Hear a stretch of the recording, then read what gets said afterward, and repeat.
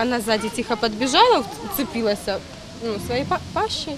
Вот я только успела как-то отпрыгнуть на нее. Оставила 4 больших прокола от клыков. Так закінчився нещодавній похід до магазину для чернігівки Алли Доки. Жінка стала жертвою місцевої зграї собак, що вже кілька років поспіль не дає спокійно жити цілому мікрорайону. Про подію жінці тепер нагадують розірвані брюки та рани на стегні. У травмпункті, куди відразу звернулась потерпіла, надали необхідну допомогу та порадили слідкувати за собакою. Лично я должна следить. Если она в течение 10 дней умрет, то мне тогда нужно будет срочно искать вакцину от бешенства. Як виявилось, це далеко не перша жертва безпритульної зграї. Безпричинну агресію проявляють руді кобелі. Дістається як дорослим, так і дітям.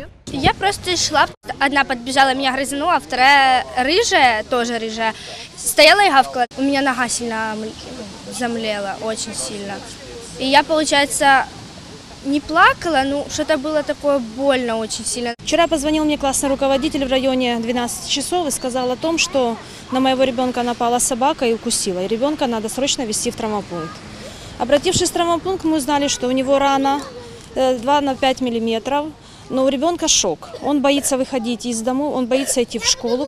Виявляється, від собачих зубів страждали не тільки учні, а й учителі 34-ї школи, що знаходиться поблизу місця дислокації агресивних собак.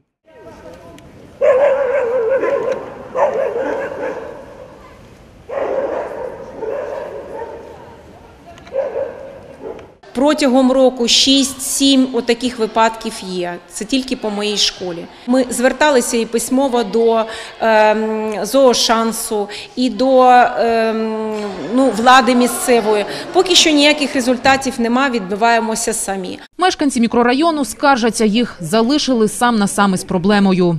Убивать ни у кого не поднимется рука. И обидно, и досадно, и никто этого не сделает.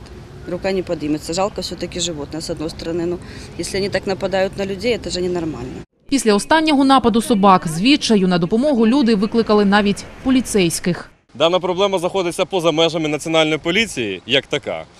Але і служби як такої нема. Тому жильцям даного будинку потрібно писати звернення до міськради, щоб приймалися міри, відкривалася знову служба. Ми зберемо підписи з жильців мікрорайону і будемо звертатися до нашої міської влади для того, щоб вирішити це питання. Проблему має вирішити пункт перетримки безпритульних тварин, який мав запрацювати ще влітку. Утім, будівництво затягується, чиновники називають нові й нові строки. І це не дивно, адже за цей час виділена на пункт перетримки сума з бюджету вже сягає майже 10 мільйонів гривень. На виконання вимог закону про захист тварин від жорстокого поводження управлінням ЖКХ ведеться будівництво пункту тимчасового утримання тварин, який буде побудований до 1 грудня поточного року.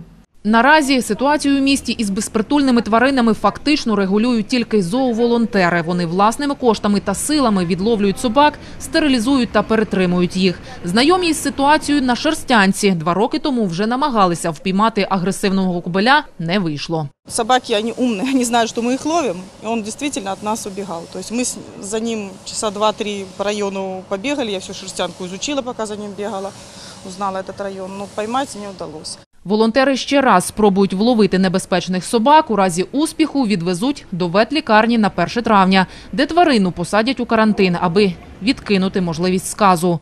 Потом 2 выхода. Это если собака действительно сильно агрессивная и будет так продолжать, это усыпление, эвтаназия, но это только согласие опекуна. Никто на себя, то есть этот риск не возьмет. Это, насколько мне известно, женщина, которая там живет, она из окна их подкармливает. И, то есть собака не просто так в этом районе живет, ее кормят там. Жителі з Шерстянки кажуть, собак підгодовують і жалісливі перехожі. Утім, найбільше про них піклується мешканка будинку, під вікнами якого найчастіше і відпочивають собаки.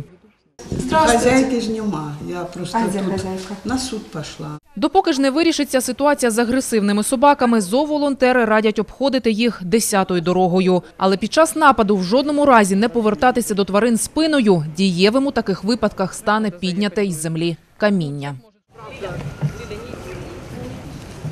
Уже напали на кого?